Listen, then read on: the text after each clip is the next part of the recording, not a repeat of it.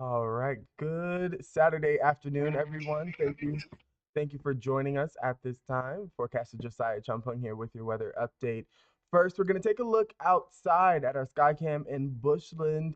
You can see not a cloud in sight. Earlier today, we dealt with some overcast conditions, but those have since parted.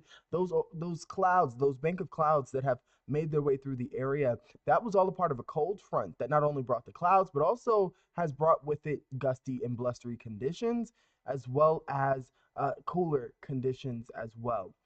We've had wind gusts anywhere in the low to upper 40 mile per hour range, close to near 50 mile per hour winds, especially in the northeastern panhandle. But those winds have, over the last couple of hours, have since subsided. Taking a look though at our temperatures, or rather our radar and water vapor imagery, you could see that cold front kind of making its way through this area, working its way through the Panhandles region, and is continuing to make its way south and east. But it's all a part of this huge system bringing heavy bands of snow to portions of the Great Lakes, Chicago, Indianapolis right now, dealing with some heavy snow. Portions of the Great Lakes region could pick up anywhere between 6 to 12 inches of snow in certain locations. Yes.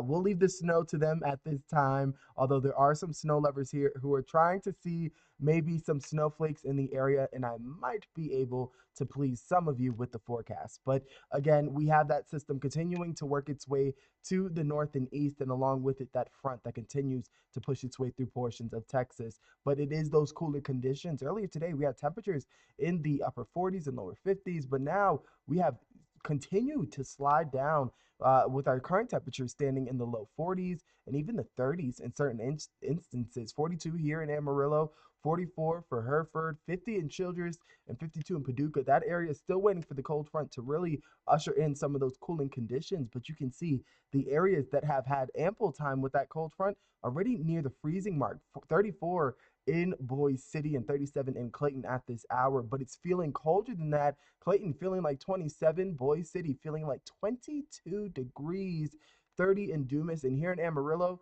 feeling close to freezing as well when you factor in the wind. Now, taking a look at our night planner ahead, we'll have temperatures, especially throughout the night, continue to slide down into the 20s and then eventually the upper to mid teens across the area. Let's take a look at those winds. We can see those winds are forecast to continue to subside tomorrow. This is about noon tomorrow. We could see, though, occasionally some gusts up to 35 miles an hour, especially in the western and northwestern panhandles region. But overall, we will see a reduction in our winds compared to what we dealt with today. Now, let's run our model. Temperatures are going to, we're dealing, I'm going to be frank here. We're obviously dealing with some of the coldest air that we've seen so far this season. Temperatures likely sliding into the teens in many locations tonight. You're going to want to bundle up, have the heat on. But if you are heading out tomorrow, there's going to be little relief. I mean, we could be dealing with some cloud cover, especially in the central and southeastern portions of the Panhandles region. That'll act as a blanket. So if we're not getting relief from the sun, it's going to feel even colder than the actual temperature reading, which could get stuck into the 30s. We'll continue to deal with that cloud cover even as we head into Monday morning. But what we could see is maybe a couple of flakes fly, especially the farther north you are. We will have a piece of energy working its way through portions of southern Colorado and Kansas. They'll get the bulk of the moisture as that system continues to move off to the east, but we could get a couple of flakes to work in here before we dry out completely, at least by Monday afternoon. And temperatures continuing to cool down once again. We're going to have a series of frigid nights ahead of us with temperatures in the morning in the teens, but again, likely feeling slightly colder than that as well due to the wind we'll be dealing with, although they should be a bit tamer. Now, taking a look at our next weather maker this week, we will have a seesaw of temperatures. Taking a look at the middle portion of this week, we'll have a cold front making its way through the area Wednesday. That'll bring with it some cooling conditions, but then it's what's coming right behind it. We'll have a trough, an open wave trough, making its way through the area later this week, and along with it, could bring some additional moisture into the area.